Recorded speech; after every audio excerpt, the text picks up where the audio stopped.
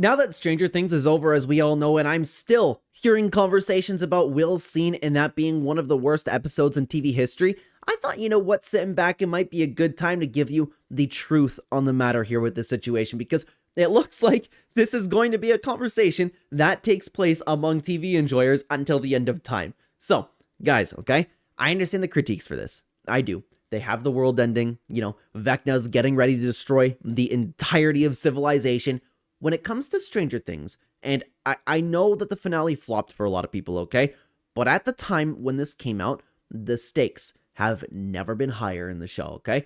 And right before the final face-off with Vecna, the writers decided to kind of like hit the pause button on the entirety of the apocalypse so Will could take over every single little bit of momentum to give a speech about his sexuality, right? I understand where people are coming from. For my personal thoughts on the matter, I'm going to be keeping those to myself. I don't want to get bring that conversation. So I want to talk about the writing. So please don't assume anything about me in the comments. I'm speaking about this from nothing but a writing and story perspective. The scene almost destroys the stakes. And you can compare it to any big finale, really. Something like, I'm a big MCU fan. Something like Avengers Endgame, for example, okay? Let's say right before Thanos summoned his army and Captain America was hurt strapping up the shield, right? He's standing there getting ready for everybody to fight. Steve just stops then and talks for 10 minutes about Peggy, right? Nobody would care. And it would remove all of the tension, all of the hype from that moment. You can compare this scene to pretty well any piece of fiction ever, and you'll get the same result regardless of who it's about. It pulls the air out of the room and tells the audience that this lecture or message that we're giving you right now is more important than the actual story. Then, because of that, instead of talking about the story that's taking place, the conversation is going to be about whether or not Netflix is trying to indoctrinate children.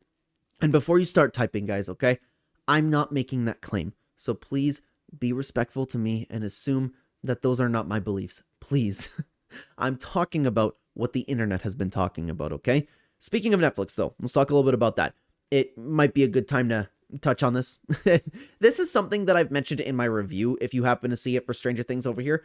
Netflix and the internet in general love to do this thing where they pretend like the world just hates gay people. They hate them, right? They write these scenes to be incredibly dramatic, incredibly heavy, because they think it's just the most powerful thing that they can do.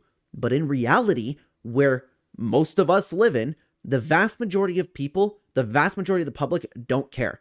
If they wanted to be realistic with this scene with Will would have said his piece. He would have sat on the couch, ideally in a different part of the episode, and his best friends who have loved him and who have known him since they were children, they would have hit him with something like, yeah, bro, we know. That's how real friendship works. You love your friends for who they are. You don't need this big performative sobbing group of hugging and people people you barely talk to like Steve and Robin just to prove a point, like the example I have over here for you. This is where the comic critique comes in, where people feel like either Netflix or the writers are just lecturing the audience rather than letting the characters act like human beings. It's not real. Again, what happens in reality is that people love each other for who they are, And before you start writing in the comments about this, about your personal experience and people hating you for maybe coming out, I'm sure I'm going to get those. Yes, I acknowledge that takes place, okay? It happens. And I'm very sorry that you had to go through that, because that shouldn't happen to people, right? We should all love each other. But what happens most of the time is nobody cares. I've actually had quite a few closeted friends over the years, and it was one of those things where you look at them and you interact with these people, you always know that they're gay, but they never come out for whatever reason. They want to keep it private, doesn't matter. But everybody already knew that they were gay, and nobody cared. We all loved our friend for who they were. I don't care who you like. Nobody cares who you like, Would you hate me for liking girls? Same deal. And this is exactly why this episode gets a ton of hate for the public. It managed to annoy regular people in a sense. If you're aware of the conditioning and underlying messages from these companies and, typically what Netflix ends up doing, that a very big part of the reason that they do this is to basically say to your everyday viewer, oh, look at that, Will's gay. Doesn't that make you mad? And the answer 9.9 out of 10 times is no. It doesn't make anyone mad that he's gay. But what makes people mad is the assumption that they're bigots and they need to be taught a lesson. They need to be taught that lesson in the middle of an alien war. That's where the confusion and the disconnect is with this entire thing.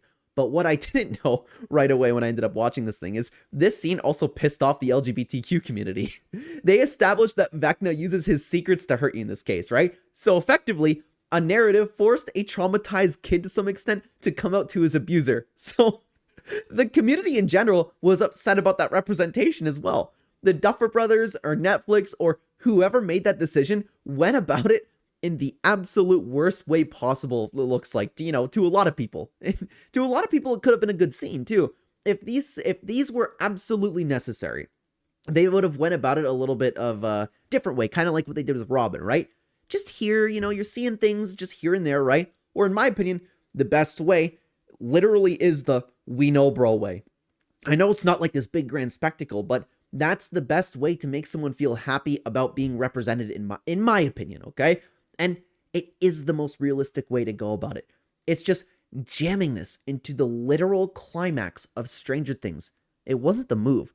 My guess is that Netflix basically said, hey, we need you to include this somewhere, like maybe towards the end when the episode was probably already done. If you want to expand more on this scene, by the way, then why don't you check out our review for Volume 2 of Stranger Things. I would absolutely love to have you over there. Thank you so much for watching, everybody. Take care, everybody.